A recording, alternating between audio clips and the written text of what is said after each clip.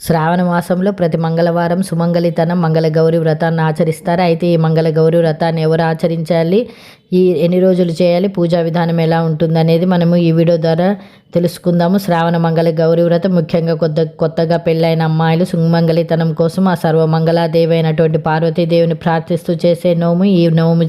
ఈ వ్రతం చేయడం వల్ల కలకాల సువాసినులుగా ఉంటారనేటువంటి ప్రతీతి. సాక్షాత్తు శ్రీకృష్ణుడు ద్రౌపదికి వ్రతం గురించి చెప్పినట్లు నారద పురాణం ద్వారా మనకు తెలుస్తుంది. శ్రావణ మంగళ గౌరి పూజను చేసుకునేవారు సూర్యోదయానికి ముందే నిద్రలేచి శుచి అయి పూజా మందిరాన్ని శుభ్రం చేసుకుని ఉదయం 7 గంటల కల్లా పూజను ప్రారంభించి 9 గంటలలోపు పూజ పూర్తి చేసుకోవాలి. వ్రతం చేయడానికి ముందుగా పసుపుతో గణపతిని చేసి మంత్రక పూర్వకంగా గణపతిని ఆవాహన చేసి షోడశోపచారాలు చేసి గుడమానగా బెల్లం నైవేద్యంగా సమర్పించి పూజను ప్రారంభించాలి. తెల్లటి దారమును 5 పోగులుగా తీసుకొని దానికి పసుపు రాసుకోవాలి. ఆ దారానికి 5 పూలు 5 చోట్ల కట్టి ముడులు వేయాలి. అంటే 5 పోగుల దారంను ఉపయోగించి 5 పువ్వులతో 5 ముడులతో తోరములను తయారు చేసుకొని పీఠం వద్ద ఉంచి పుష్పములు పసుపు కుంకుమ అక్షంతలు వేసి తోరములను పూజించి ఉంచుకోవాలి.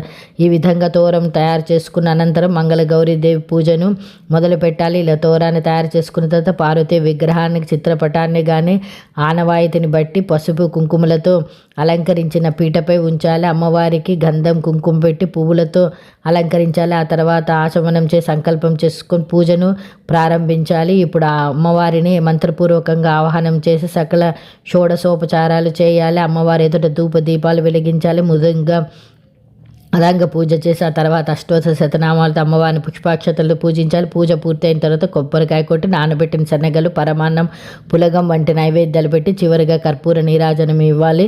అనంతరం వ్రతకథను చదువుకొని అక్షింతలు వేసుకోవాలి. మంగళ గౌరి వ్రతం చదువుకున్నప్పుడు ఒక అట్లకాడకు ఆవు నెయ్యి పూసి దీపారాధన మీద ఉంచి కాటుక పారేలాగా చేయాలి. ఆ కాటుకను అమ్మవారికి పెట్టి అనంతరం పూజ చేసిన వారు పెట్టుకోవాలి. తర్వాత వాయిదనం ఇచ్చేటువంటి ముత్తైదులు కూడా తప్పనిసరిగా ఇవ్వాలి. మంగళ గౌరీ పూజలో ముత్తైదుడికి ఇచ్చే వాయనాలకు చాలా ప్రాధాన్యము. వాయనంలో ఒక జాకెట్ ముక్కపై తమలపాకులు 2 పండ్లు ఒక్కలు నానబెట్టిన శనగలు దక్షిణ ఉంచాలి. ముందుగా ముత్తైదు కాళ్ళకు పసుపు రాసి పూసి పొట్లు పెట్టి ఆ చేతికి తోరం కట్టాలి. తర్వాత సిద్ధం చేసుకున్న కాటిక ఇవ్వాలి. చివరిగా ఇస్తినమ్మ వాయనం అంటూ తాంబూలం ఇచ్చి నమస్కరించి ఆశీర్వాదం తీసుకోవాలి. కొత్తగా పెళ్ళైన నూతన వధువులు శ్రావణ మంగళ గౌరీ వ్రతాన్ని 5 సంవత్సరాల పాటు నిరంతరంగా చేయాల్సి ఉంటుంది. 5 ముత్తైదువులకు వాయనం ఇవ్వాలి. ఏదైనా ఇబ్బందులు వచ్చి వ్రతం చేయడానికి కుదిరినప్పుడు వచ్చే ఏడాది చేసుకోవచ్చు. 5 సంవత్సరాలు మంగళ గౌరీ వ్రతాన్ని చేసుకున్న తర్వాత ఉద్యాపన చేయవచ్చు. దీర్ఘ సుమంగళితనం సుఖ సౌఖ్యాలను ఇచ్చే శ్రావణ మంగళ